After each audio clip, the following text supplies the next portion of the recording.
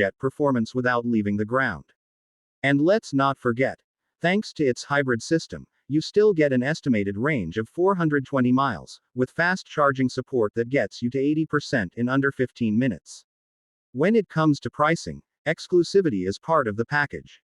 The base model starts at $385,000, and with performance and appearance packages, it can easily climb past $500,000.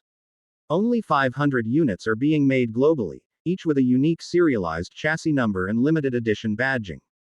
So, is the 2026 State Route 71 Blackbird the car of the future? In a word, yes. It's not just fast. It's not just beautiful. It's a machine engineered to make your heart race and your jaw drop. That's all for today. Make sure to hit that like button, subscribe if you haven't, and let me know in the comments if you'd take the Blackbird over a Bugatti. See you in the next one. Let me know if you want a longer version or one with specific brand elements, e.g., for an EV-focused channel or luxury automotive niche.